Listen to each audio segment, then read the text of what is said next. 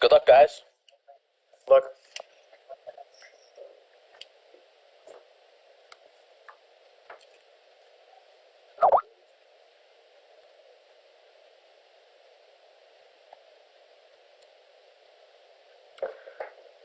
and we're back. Detroit Pistons Nation Radio is live. I'm the host, Noah Loftman. Alongside me today, Kale Good luck, guys. Novara and Aaron Johnson. Kale, how you doing? I'm doing good, man. It's nice to hear your voice. Aaron, how you? Good. Happy to be back talking Pistons. Same. Let's just jump right to it, guys. Before we look into the future, though, because that's what it seems like most Pistons fans have been doing lately, looking at the draft, looking at possible free agent signings, looking at possible trades, let's reflect on the past. Let's reflect on this last season, the first season under Stan Van Gundy. Record-wise, it wasn't nothing. It wasn't something that was great, 32-50. But there were some bright spots in the season. Aaron, let's start with you. Tell us some of your likes and dislikes from last season. Well, the first one, which I think is a very obvious like, is the growth in Kentavious Caldwell-Pope. He rose from a guy that looked to be like a draft bust into the showing signs of an all-star. His point average went up about 6 points. He went from averaging about 5.7 to 13. And that's a big difference because he's going to be a big part of this future. And it's apparent that he will be, as Stan Van Gundy has given him so much time and has never really doubted KCP. He's let KCP, take big shots down the line, and KCP has really grown with it. He's become a much more confident player than he was in his rookie season. And just right now, KCP is showing that all-star potential, and he's going to become one of the better two-way players at the shooting guard position, like Anthony discussed in his article on PistonsNation.net. Great. Kale, what are your thoughts on the last season's likes and dislikes? I'd say my biggest dislike was the inconsistency of not only the performance by the team overall, but the team in general, not really knowing who our core guys are, considering with all the trades and all that stuff going on. This year, I want an identity. I want to know who my starting five is. I want to know who we trust most in. Hopefully that's Andre Drummond come next season. We'll find that out. I just want some more stability on who we put our trust into and who our players are. And one thing I did like about last season was I saw some growth in some players I hadn't seen, and that was Andre Drummond. He had another good season, but I don't want to say I saw leadership from him, but I saw a little bit more of a grown-up, mature NBA player in him. I think he was more consistent with his play than he was in past seasons. And another guy I wanted to, or who I was impressed with, was Brandon Jennings. I think Brandon Jennings, before his injury happened, he grew up. And Noah, you and me had some conversations about this. Yeah, we did. And we said that he grew up on and off the court because, while he was playing, he became a much better point guard last season. He was having a great year. A lot of people think that if he wouldn't have gotten injured, we probably would have gone to the AC last year, who knows. But I think he became a better team guy, and I think he started caring more about the team and less about himself. That being said, after he was injured, he still supported the team greatly, and right now he's working to recover. We'll see what kind of attitude he comes in with next season. Hopefully it's good, and hopefully Andre Drummond can continue to show growth. One last thing I liked about last season was Stan Van Gundy willing and able to get his guys. And you know what? If he's gonna do it his way, he's got to do it. If he's gonna be successful, he's got to do it his way. And I think that's what he's trying to do. And as long as he can keep on building this roster the way he wants to, I think we'll find success that way. I'm going to start out with my likes. I agree, Cal. The growth of Brandon Jennings. That's my biggest like here. Because a lot of people forget, before he got injured January 24th in Milwaukee, before he tore that Achilles tendon, this team was playing like a playoff team. And most analysts and league experts, they were predicting this team to make the playoffs. And then after he got injured, we went on a bit of a losing streak, and then we traded away some guys, and we kind of never got back to the winning ways. But a lot of people forget that we were a playoff team, if you will, when Brandon Jennings was healthy in January. He turned himself into the player that we thought we would see when he came here. He finally started becoming a pass-first point guard in some instances. He had 21 assists against the Orlando Magic January 21st. That was unbelievable. I mean, if you would have asked me 2 years ago if I'd ever see Brandon Jennings get 21 assists in a game in a Pistons uniform, or any uniform for that matter, I would have said, no way, you're crazy. So a lot of growth there. And then I agree, Cal, Andre Drummond. His post game still needs a lot of improvement, but he's a different type of player than those traditional back to the basket, post up centers. He knows how to position himself under that rim. He had some crazy offensive rebounds, and I'd say clutch offensive rebounds. And that's the biggest thing here. He won us some games last year just being clutch on the glass. He also did lose us some games, though, because of him not being able to make free throws. So that's a dislike. If I'm going to start sharing my dislikes, is he needs to start hitting free throws. And actually, the team as a whole needs to start hitting free throws, because I'm not 100% sure how we ended last season, but for most of the season we were hovering between the worst in the league and second worst in the league in free throw percentage. So that definitely needs to pick up if this team wants to make the playoffs, because free throws are just such a crucial part of the game of basketball. My biggest dislike, though, last season, and you touched on it too, Cal, is the inconsistency. And from both ends, offense and defense. It was like just seeing a different team every single game, and that has to change. We need an identity, I agree, and I'm just a little uncertain on what the identity is. I know what I want it to be. I want this team ran by Brandon Jennings, but him coming off of an Achilles tendon tear, I'm not sure if that's so possible now. So that being said, let's turn the table back to Aaron. Aaron, we talked about this on our previous podcast a week or two ago, but a lot of people have been saying Andre Drummond is, quote unquote, the guy in Detroit right now. Do you agree with this statement, or do you disagree? And does the season rest on Andre Drummond's shoulders, or does it rest on another player's shoulders? Because we know this is the NBA, and it's a player's game, and to be successful, you need to have a quote unquote guy to win you games down the stretch in the fourth quarter. Well, right now I'm going to say Andre Drummond is the best player on this team, and therefore it is his team, and he is our guy right now. Andre Drummond may not be able to hit free throws, but he's such a powerful center. The way he has grown offensively just shines of what he post, and he's starting to develop a back to the basket game, which is making him so much of a bigger weapon, and that can help Detroit being able to run the offense through him. His defense is becoming so much better. You've heard the reports of him dropping about 20 pounds because he's been one of the slower centers at times and makes a lot of lazy plays, and has gotten in foul trouble because he's just too tired and makes these lazy plays. Now we're not going to see that from him because he's motivated, and I'm sure that he hears certain people saying, okay, if this guy can't hit free throws, he can't be a guy. He can't be the number one option.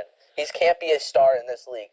And I'm sure he's hearing this stuff, and I'm sure he's just using that as motivation. Because coming out of UConn, we heard Drummond with problems of a motor and problems of just becoming a lazy player and not able to hit the free throws, and he's progressed. His motor is very good, and he's been a fuel to Detroit when they've needed a fuel. And that is something that a star has to do. A star has to have the fuel to take his team when they're down and give them power to go forward. Just to remind all the listeners of Andre Drummond's season last year, he averaged 13.8 points per game and 13.5 rebounds per game and almost 2 blocks. So he definitely knows how to grab rebounds and block shots. The consistency scoring-wise, I think, needs to like I said, become more consistent and grow range-wise. He doesn't really have a shot right now. He still is the dunking, lob-up, tip-in type of player. Cal, ask you the same question. Is Andre Drummond the guy in Detroit, or does this season rest on another player's shoulders? I don't want to say he's the guy, because, like, to say he's the guy means we expect him to win us every game. I think we're going to need him to contribute every night in order to win. But, this name has come up once already in today's discussion, and that's KCP. I really don't want to say he's the guy at all, because I know this guy still needs a lot to develop, and he's young. But I really do think that he's going to contribute just as much, if not more than Drummond, to our success next year. And also Reggie Jackson. Those are two other guys. I know they're both the 1 and 2, but I do not think Andre Drummond's the guy. I think this is a team effort.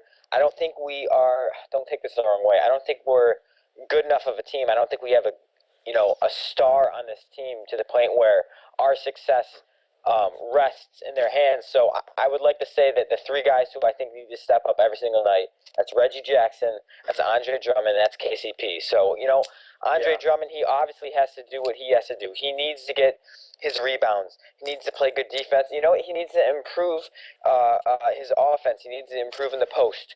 But no, our whole success of the whole season does not depend on him. It shouldn't have to depend on one player at all. That's where I disagree, though, Cal. I mean, look at the final 4 teams in this year's NBA playoffs: the Cleveland Cavaliers, the Golden State Warriors, the Houston Rockets, and the Atlanta Hawks.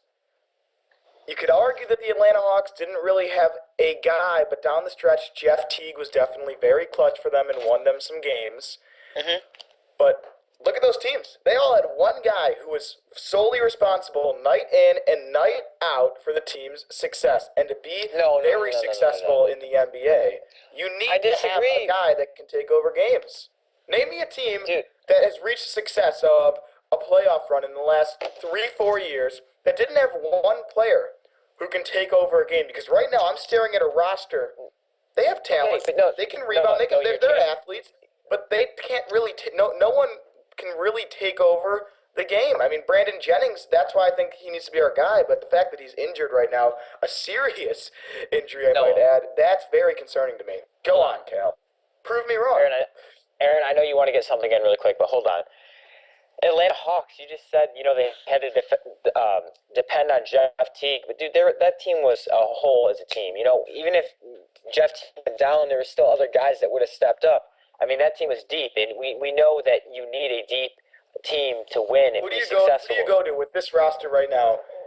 The classic question in the NBA. Down 1, 5 seconds left in a playoff game. Who do you go to right now? Well, you don't go to Andre Drummond, that's for sure. Exactly. You probably go to KCP. Honestly, I would go to KCP. To be honest, right now, I wouldn't go to Jack. I think I'd go to KCP. That's the problem. We do not have a guy, and that's what I'm trying to explain. That's what I'm trying to prove. No, I agree with you. We don't have a guy. And your original question to me, the original question I was asked on the show was Andre Drummond the guy? And I said no. And then I said should, if not, what player does this season rest on, or shoulders rest on? And I said if I had to give a name, I'd said Reggie Jackson or KCP. I think those guys would be the next man up. That being said, you don't think Brandon Jennings? I think Brandon Jennings could be the guy as well, but I mean, this guy's coming off an ACL injury, and when you look at the history of ACL injuries, guys usually don't come back the same. I was just going to bring up a point. The 04 Pistons. It's not Achilles. Correction. They didn't. Good. My bad. They don't always rely on the same. The 04 Pistons did not always rely on the same player every night. It wasn't. It was a rotation of guys. It could be Sheed one night. It could be Big Ben one night. It was Chauncey. It was Rip. It was any of those 5 guys. And that's how I want this team to be. I don't want it to have to be Andre Drummond, because it's not going to be. That guy is not going to be our guy. I'm telling you that right now. He could be our leader. He could be our most talented player, but he's not our guy. I think we need to have 5 guys in our starting lineup who can play. I want Ersan Ilyasova to be able to take over a game at one point. I think our whole starting 5 needs to be able to, help us win games. Aaron, I know you wanted to say something. Go on, man. Yeah, go on, Aaron. All right, so Noah, this was way back before you guys started getting into this little discussion, but you said Drummond was more of just a dunk and tip-in guy. Let me give you a situation as to where his ability to tip in shots won us a game. Back against Indiana earlier in the season, Brandon Jennings took it inside, missed a layup. Andre Drummond was right there on the offensive glass, tipped it in, and the buzzer went off. Pistons won the game. another situation, there's been plenty of other times when Drummond has just been in the post getting an offensive rebound or a dunk that's just really either got us that much closer to winning or has put us in the lead. Aaron, I gotta. You're telling me to hold on, or do you want to say something? No, I said go on because I have something to say too. But you can jump in. Go. Aaron, I'm going to be completely honest. Watching Andre Drummond on offense last year, I do not trust this guy on offense. I will say that firsthand. Trust me, I love his defensive skills. I love his rebounding. I love his offensive rebounding. I think the guy has potential in the post.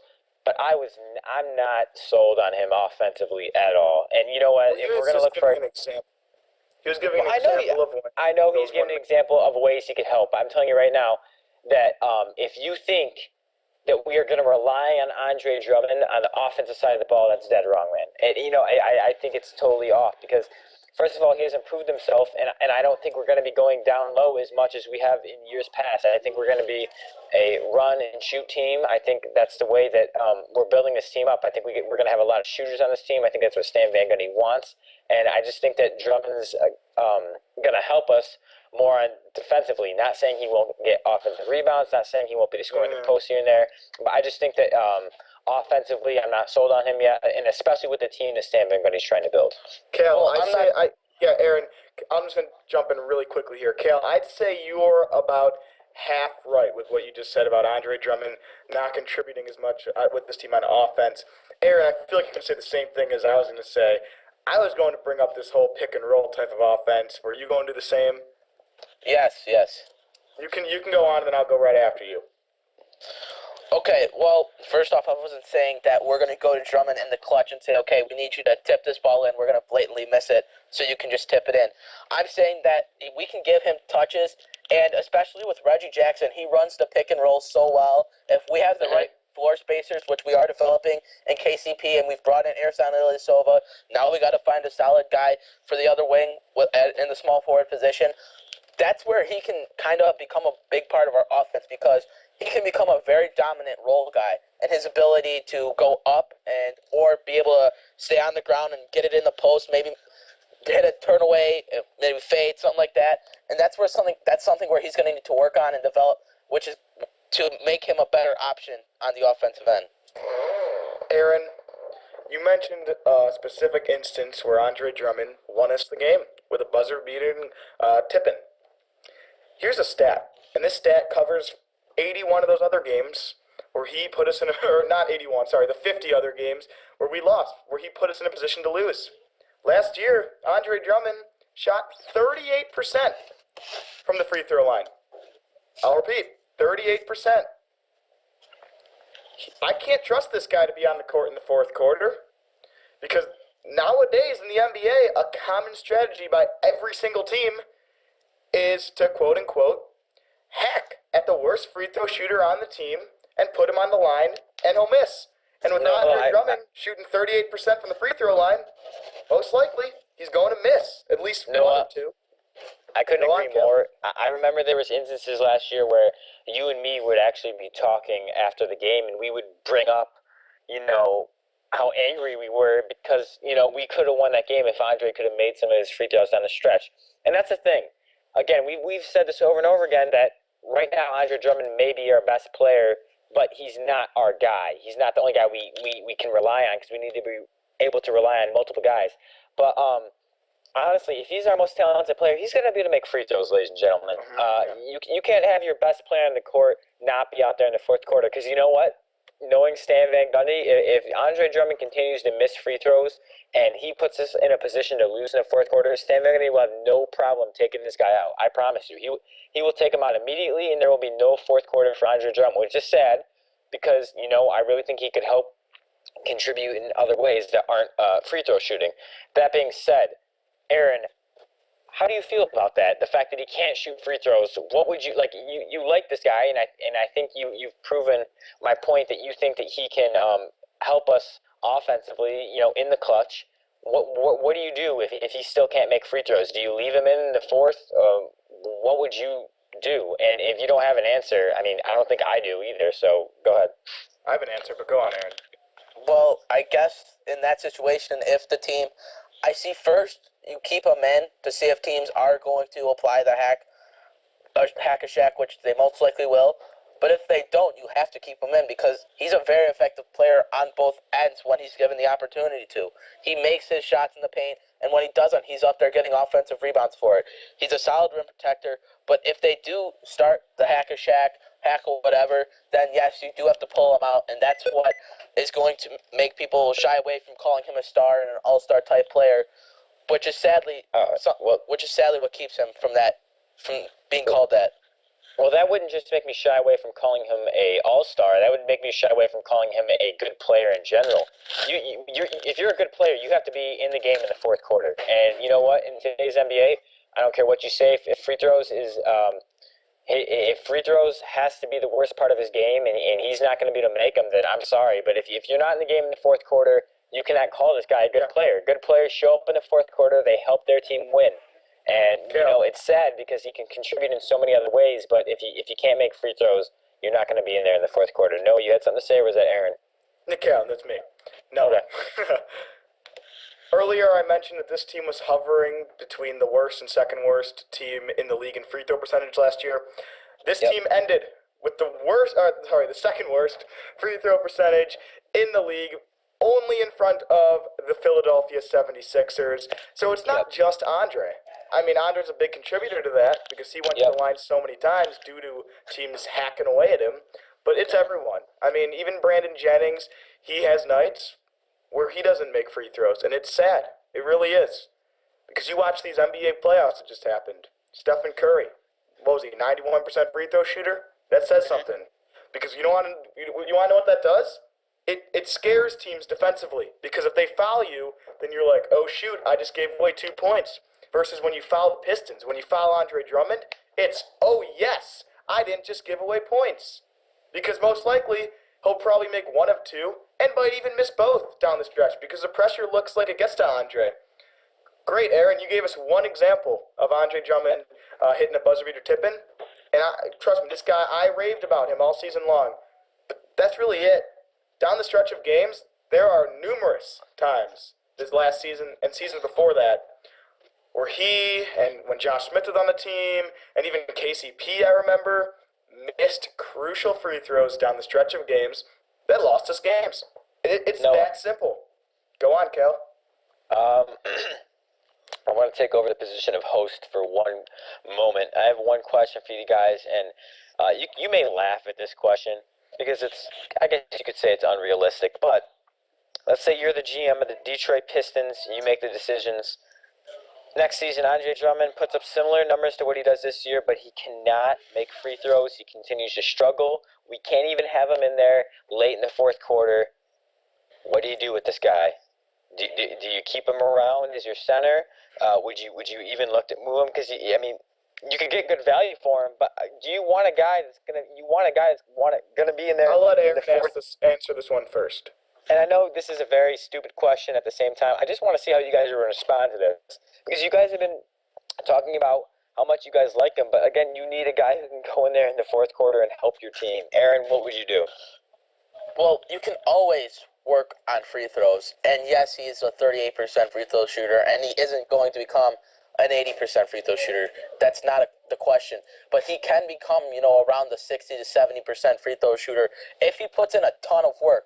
And remember, he's only 21. He's going into his fourth year. This guy is still very young, and you have to give him time. The Pistons aren't winning the title next year. It's another whole season where he can develop. And every offseason, there's time to develop. He's too young to say, okay, this guy can't hit free throws. He's not a good player. He's not worth keeping. He's not worth signing to a max deal. He's not worth signing to even a decent size deal. He's more of a role player down the stretch.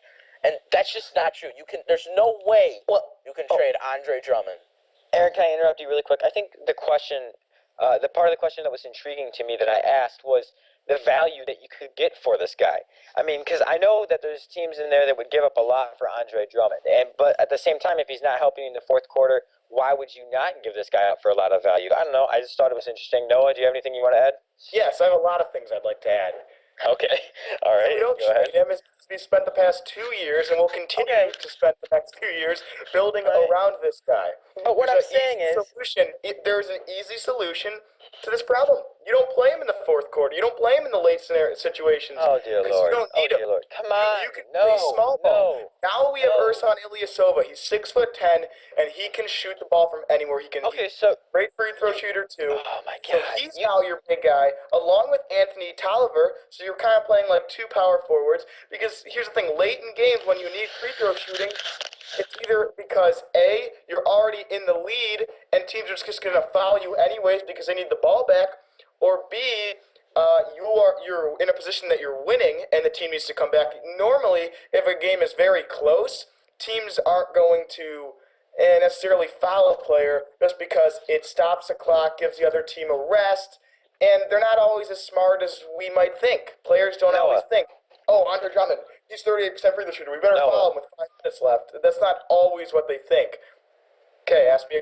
Go on. You have a question to, Moments prove ago, we just went over the fact that good players have to show up in the fourth quarter, and your solution is to take, the guy that you have so much trust in, and just take him out in the fourth quarter. I don't understand. not the And this, fourth. and is this the guy that we're going to be giving a max steal? Is this who we're going to build around? Because right now, I'm not saying this is your opinion or Aaron's opinion, but if you look at the average Detroit Pistons fan, and if you look who they're advertising Andre Drummond as the guy.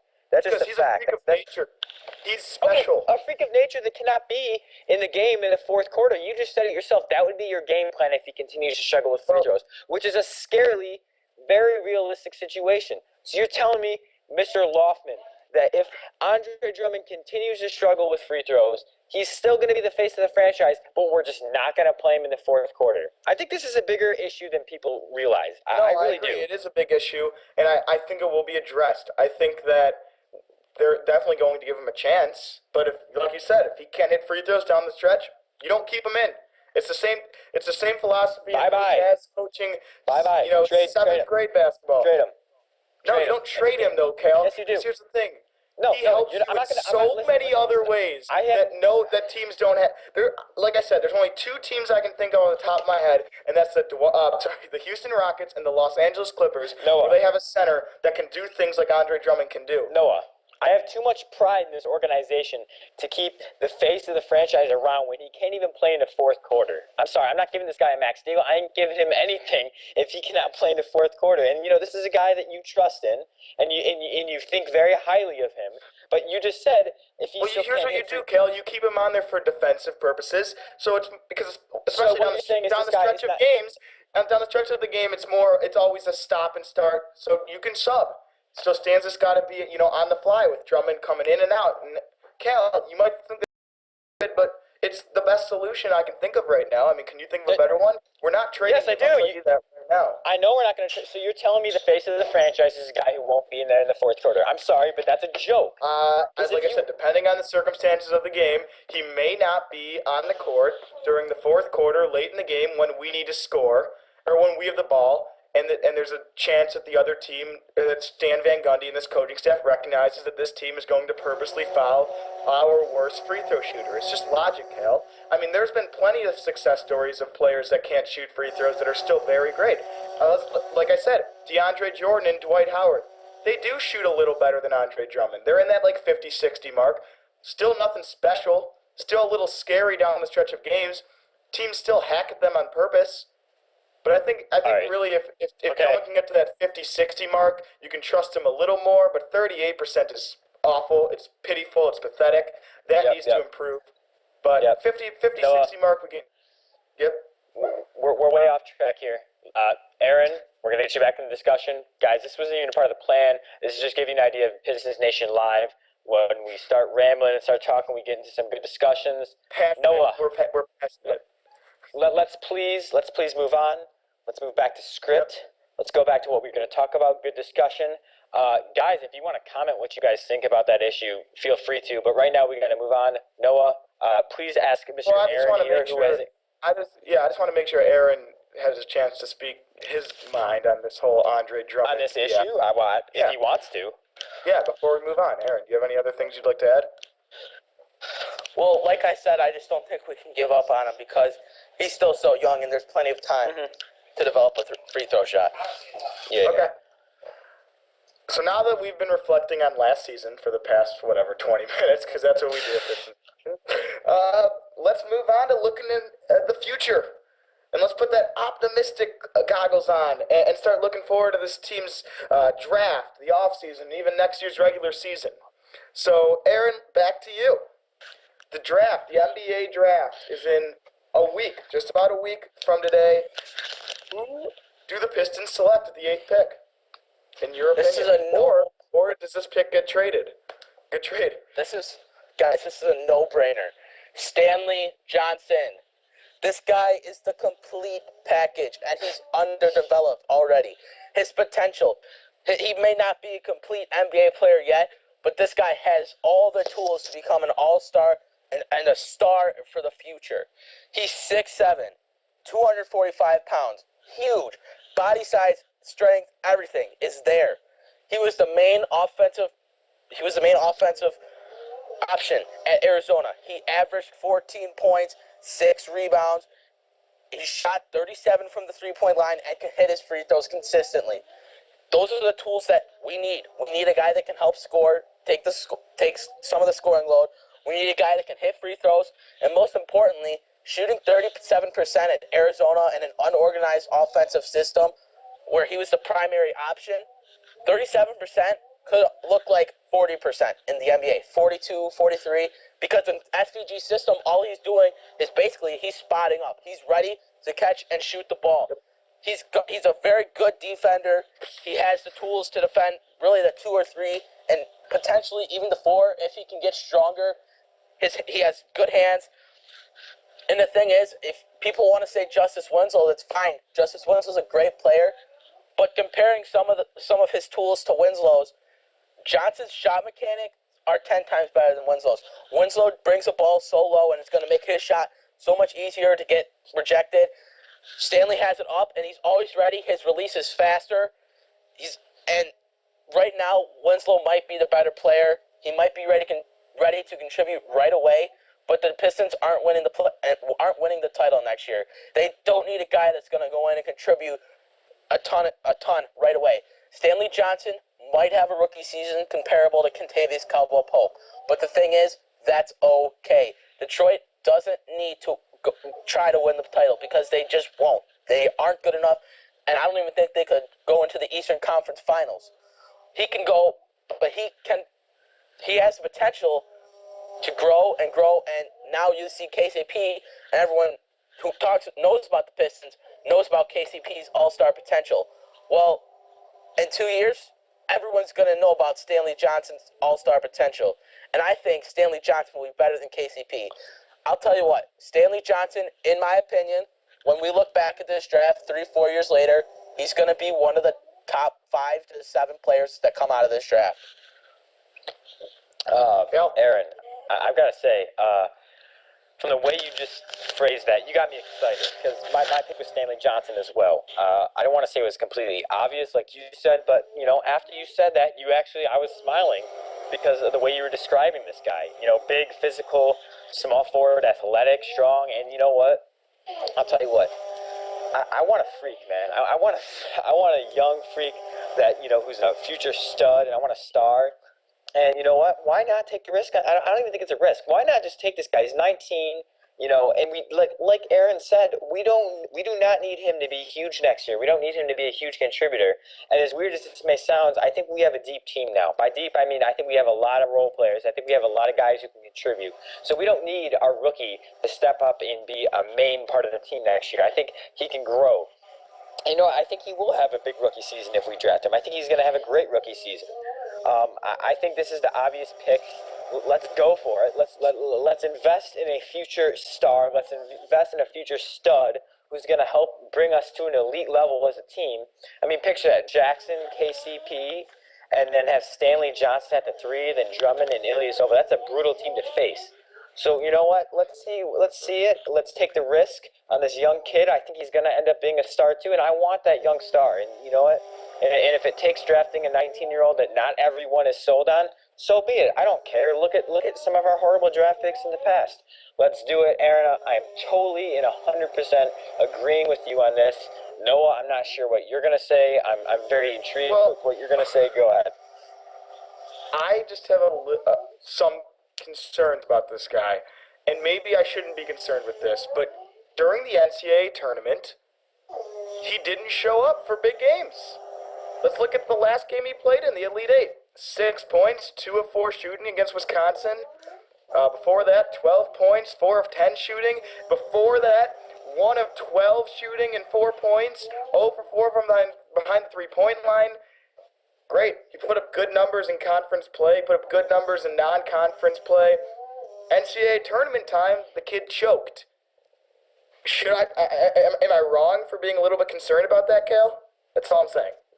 I think you are wrong, and I don't think just because you didn't have a big NCAA tournament that we have to worry about it. To be honest, I mean, if you look at his stats over the season, But why? He's playing the best teams in the most important. Okay. The pressure's on. Okay, In the NBA, the pressure's on. No, it's not. Don't even give me that pressure's on crap. You're going to be playing 82 games in the Palace, 41 in the Palace. There's no pressure on. He's got to show up and play basketball.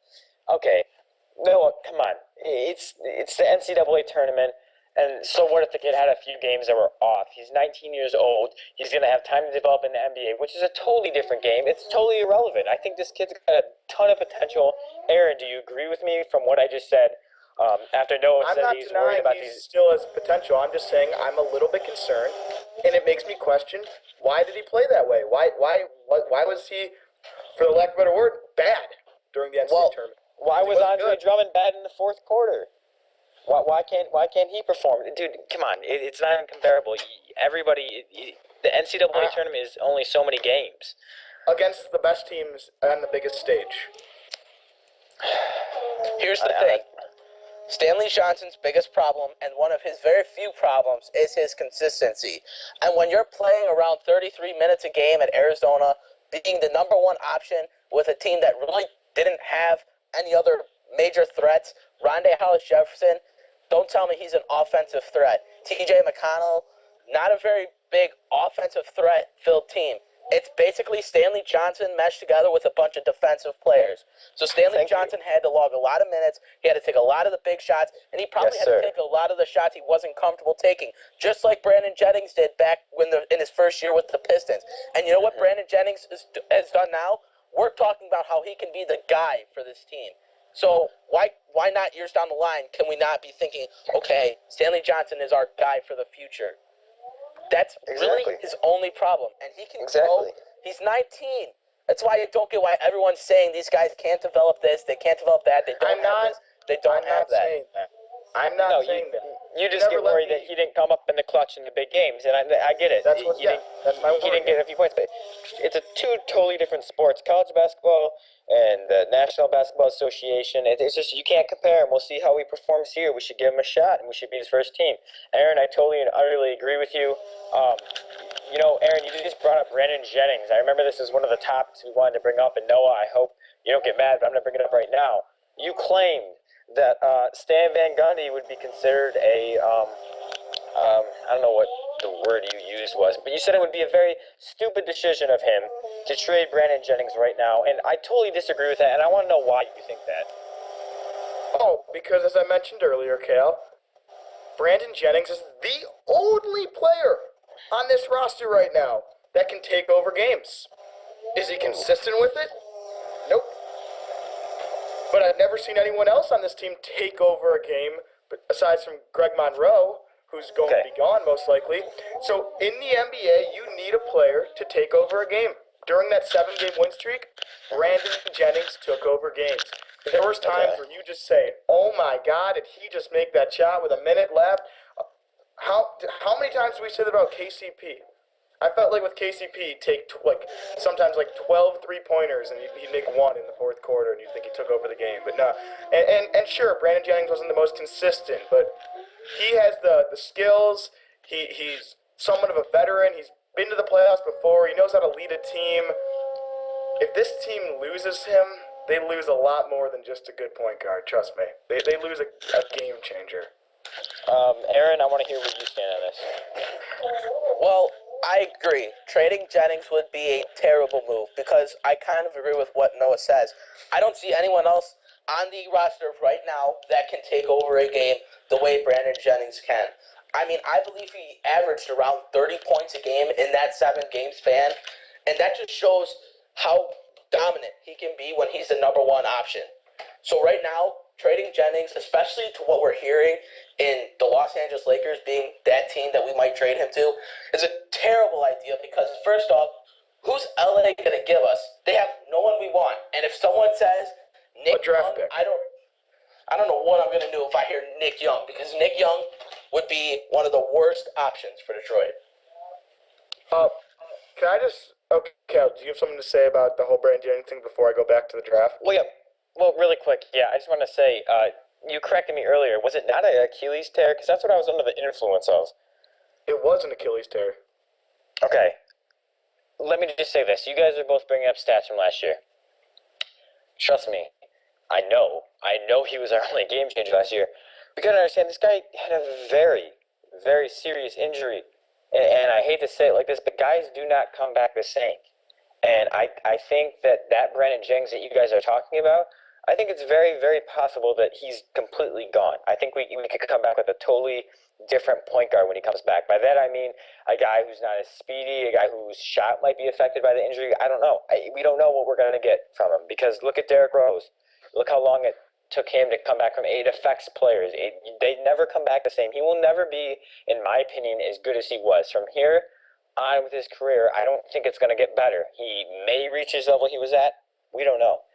And before people start seeing that, before other teams start seeing that, his value is going down, I think it wouldn't be a horrible idea to trade him before teams start to realize that he's not the same player he was. The name Brandon Jennings is good enough to trade, and we could maybe get some value for it.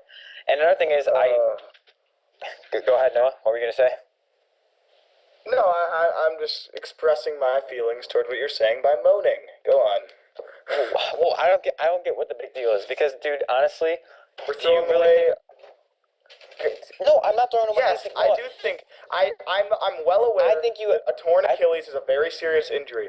I'm also well aware that Brandon Jennings is still a very young player who, from what all the reports are saying, is recovering more than perfect, like better than perfect. He is surpassing all the expectations the doctors put for him. That's fine.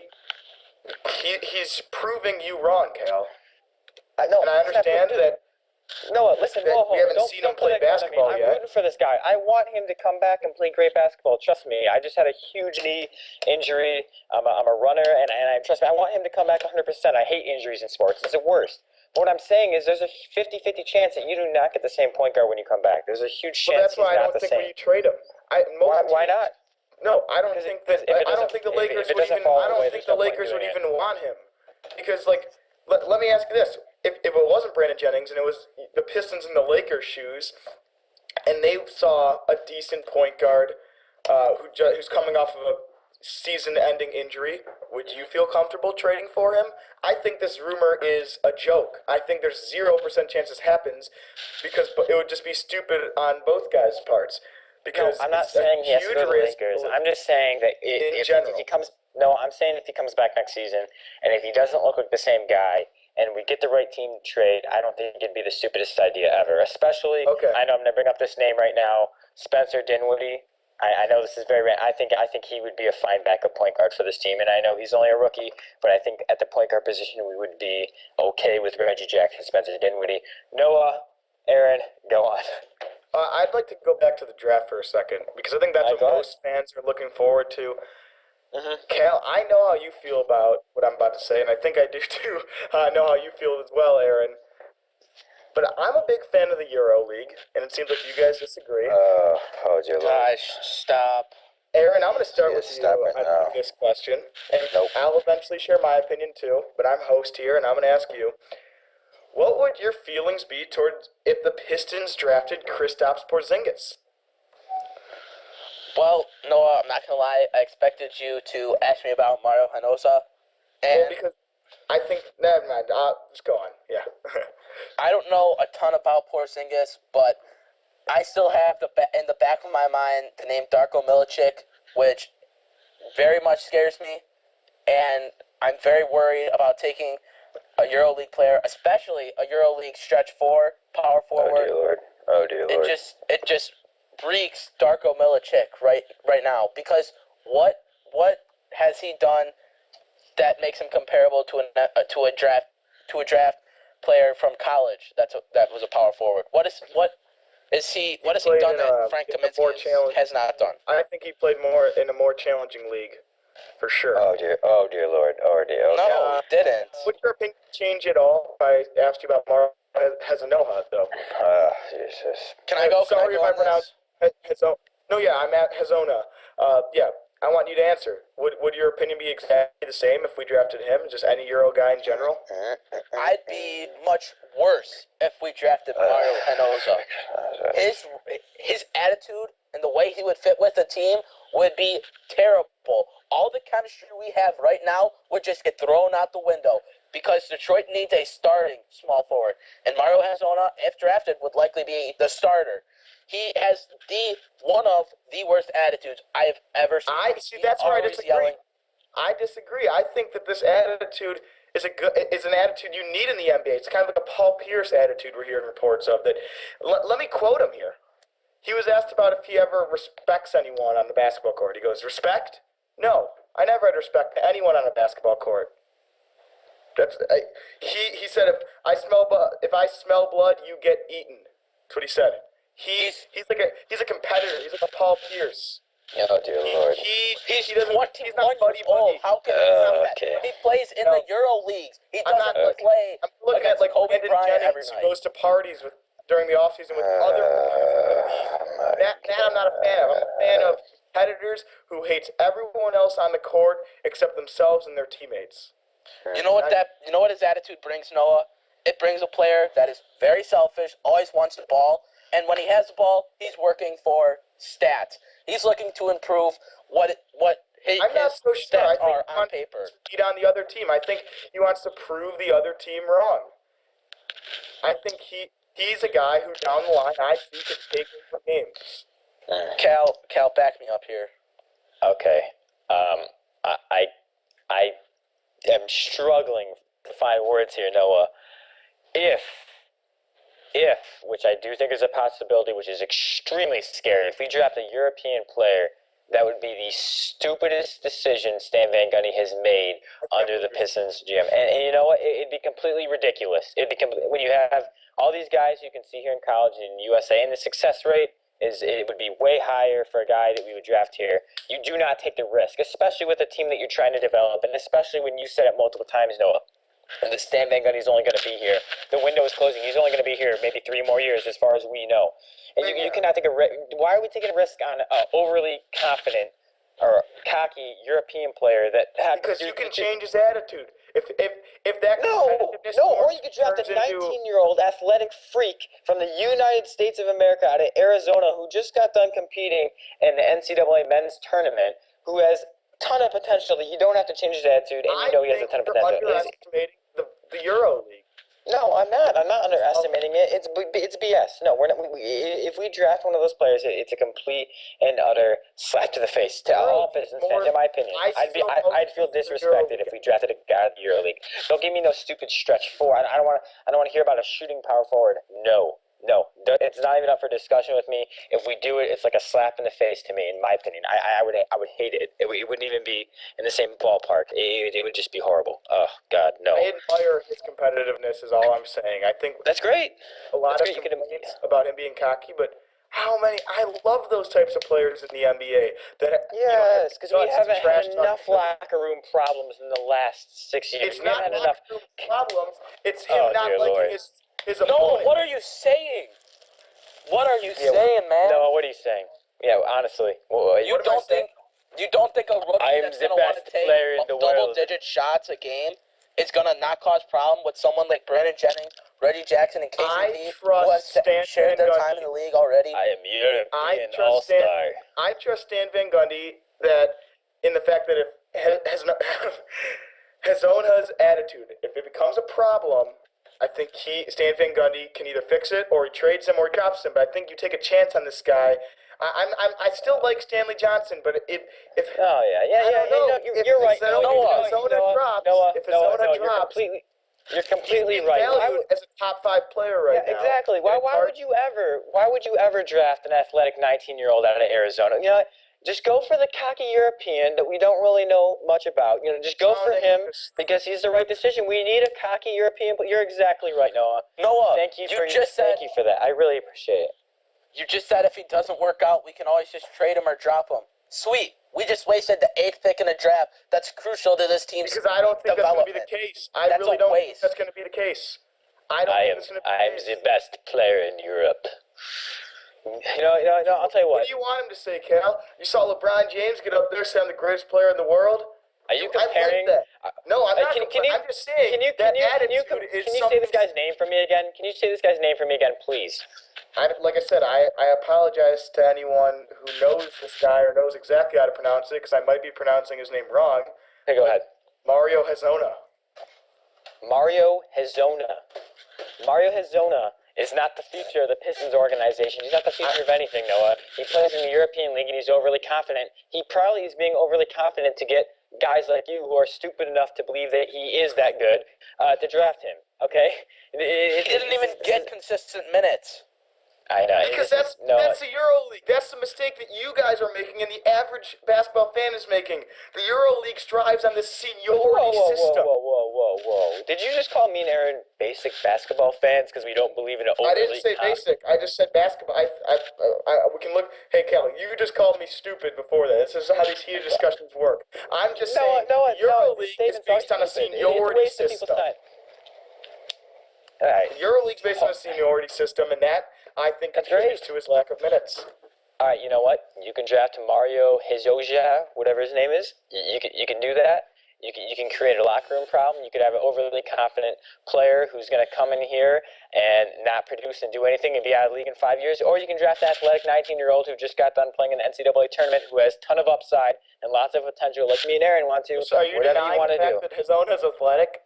Because I'd really like you to look up his highlights online. He's if you're talking about athletes, he's just right up there. But I'm not. Hey, he's not competing with the United States of America. It's not the same basketball. It's more, in my eyes, it's more like the NBA there than it is the college game. They play fast paced. Noah, what happens when Mario Hanazo gets locked up by guys like Kawhi Leonard?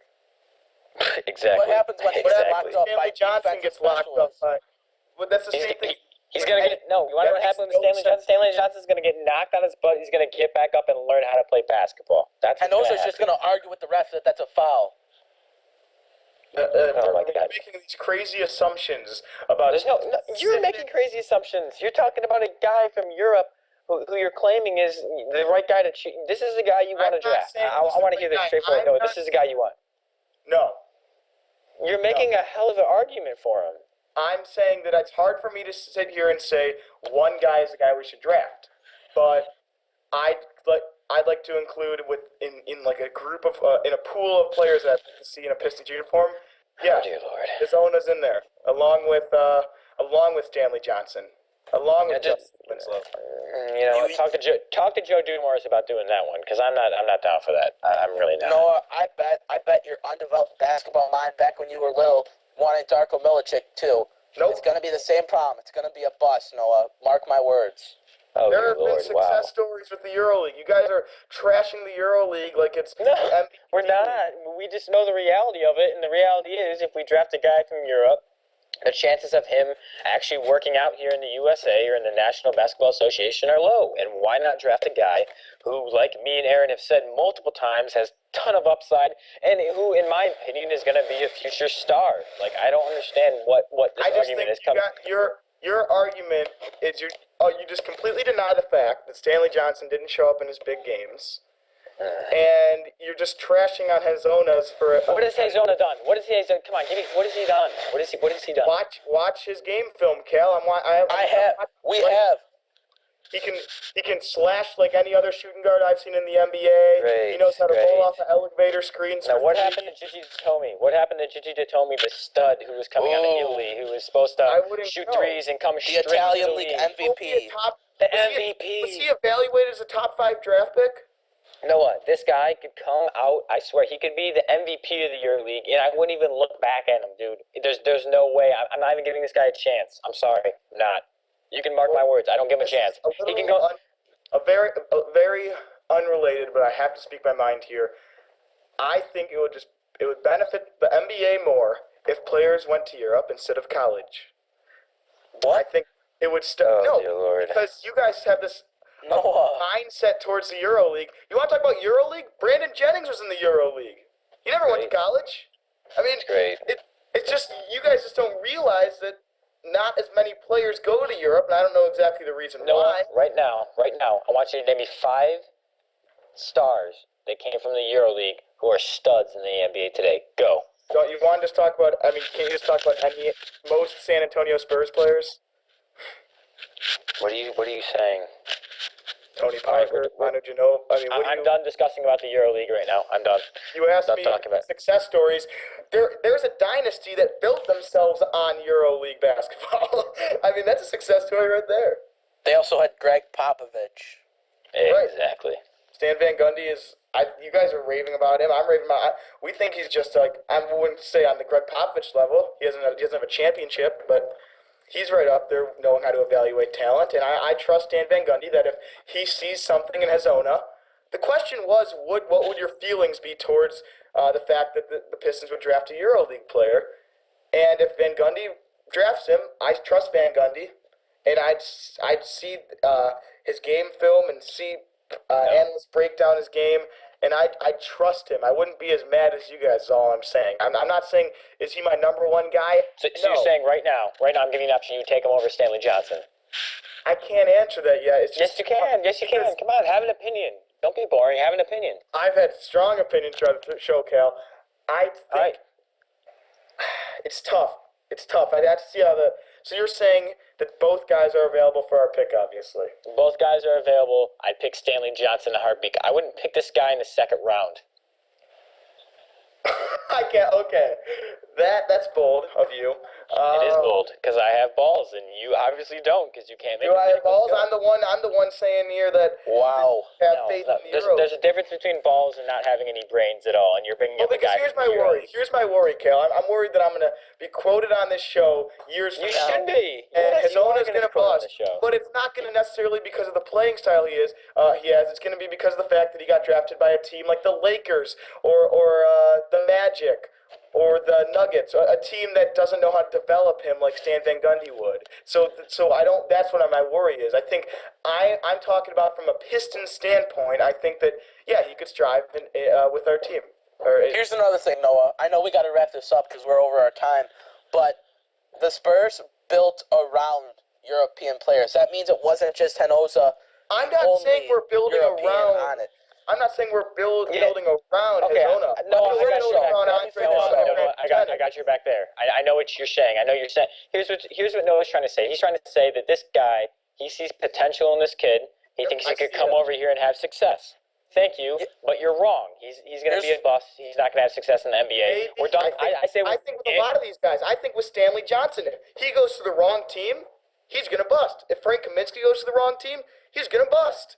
So what do you call a bust? It takes 3 or 4 years to officially call a guy a bust. You have to give them time. Right, I am. I'm saying in general, if Kaminsky goes to a team, or if Johnson goes to a team where they need that particular, or for them to be the quote unquote guy that term we keep using throughout the show, right away, they're going to bust because they can't strive in that situation. They need to develop, and if I think Van Gundy is going to make an educated decision.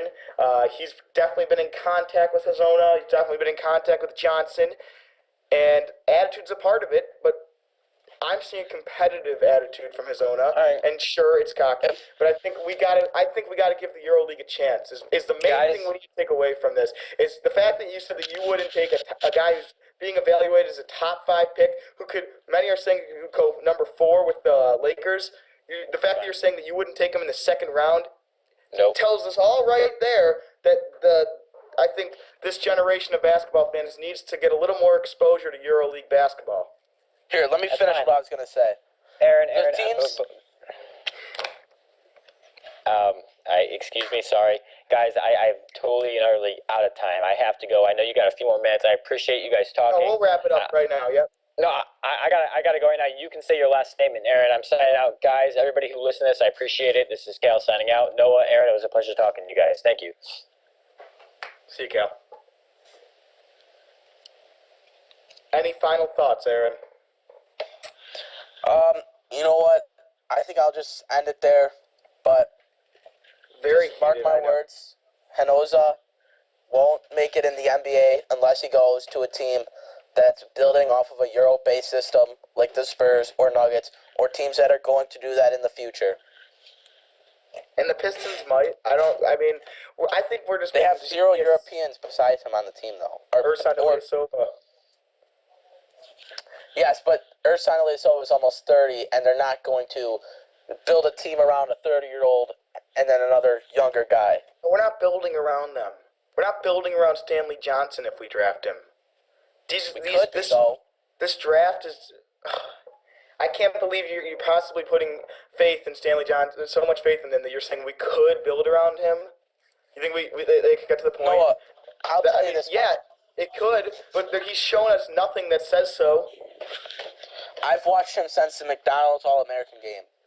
And ever since then, I've fallen in love with his ability to play the game of basketball.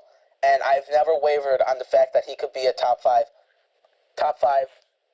talent in the draft this year. All right.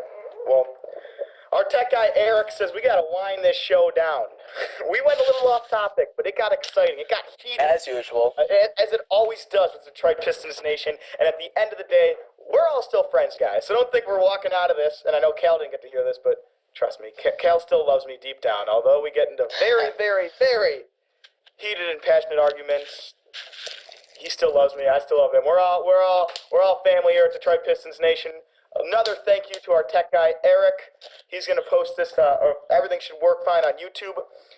Thank you all for listening. And guys,